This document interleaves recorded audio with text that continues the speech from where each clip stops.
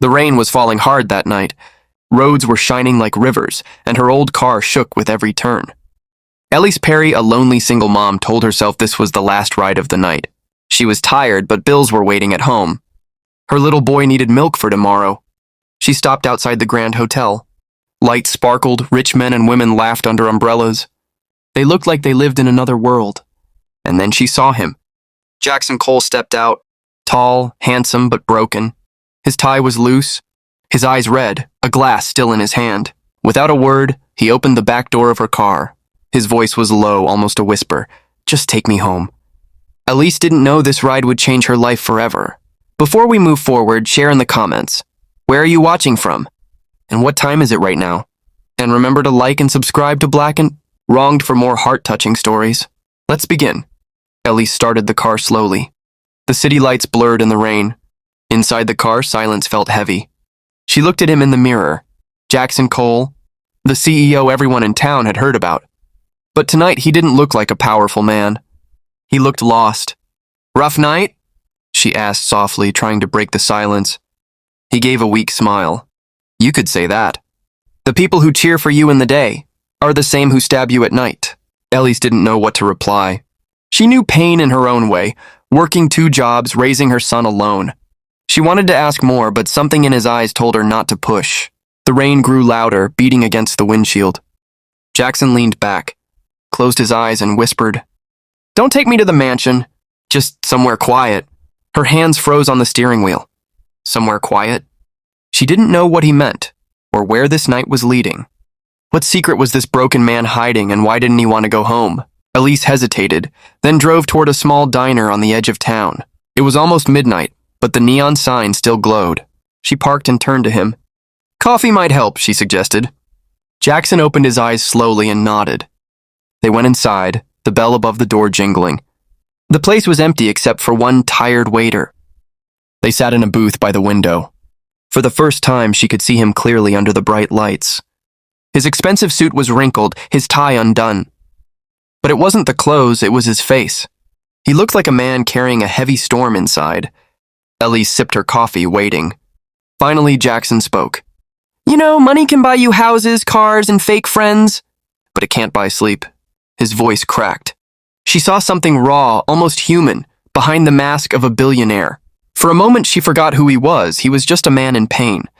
Then, without warning, he pulled out a folded photo from his pocket and placed it on the table. Who was in that photo, and why did his eyes suddenly fill with tears? Elise leaned forward, her eyes on the photo.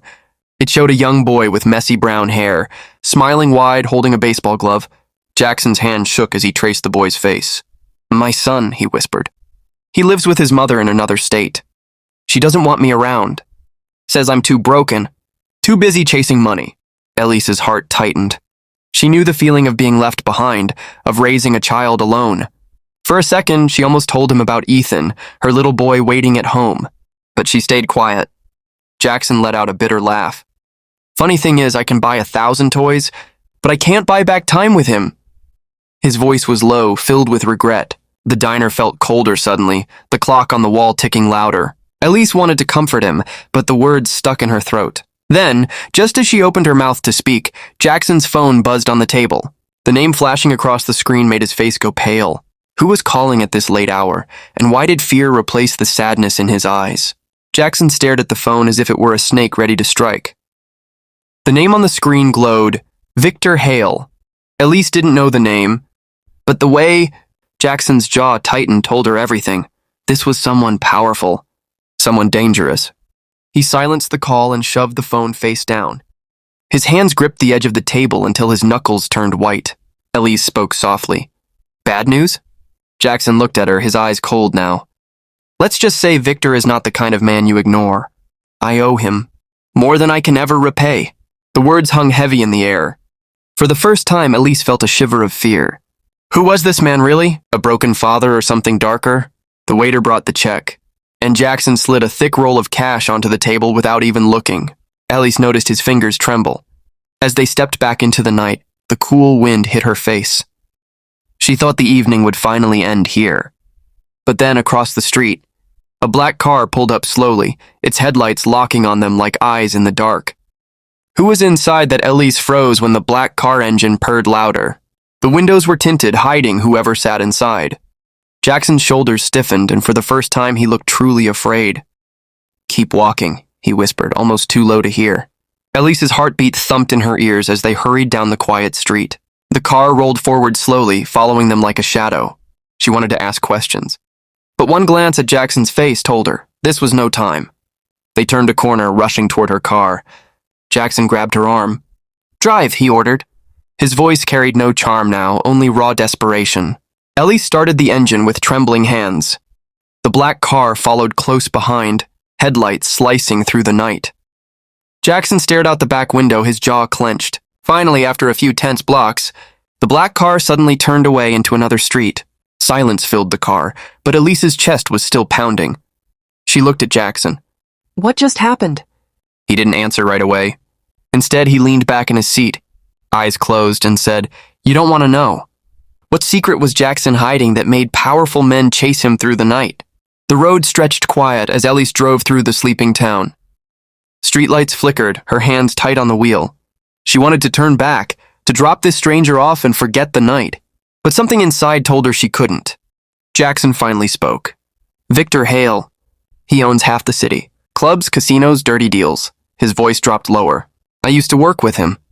Thought I could make quick money. But Victor doesn't let people walk away." Elise felt her stomach twist. She wasn't supposed to be part of this world. She was just a diner waitress, just a mom. And yet, here she was, driving a billionaire with enemies she couldn't even imagine. She risked a glance at him. His eyes weren't drunk anymore. They were sharp, haunted. "Why tell me this?" she asked. Jackson let out a hollow laugh.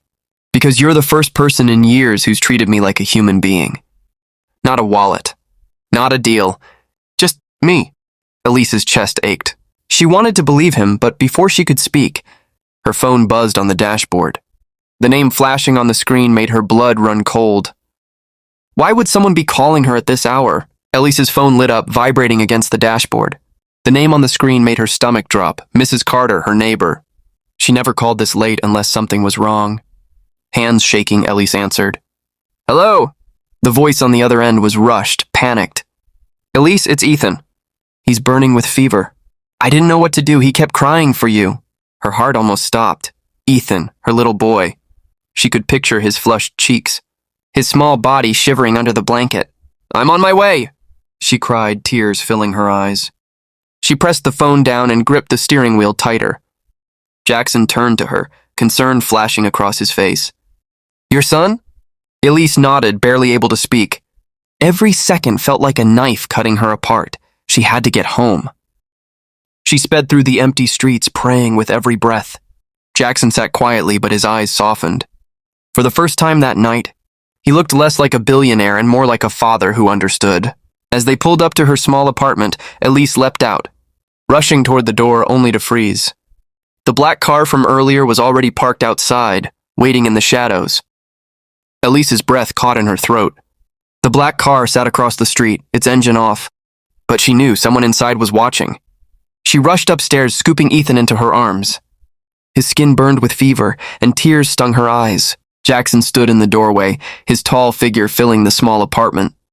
He looked at Ethan, then at her. Something in his face broke.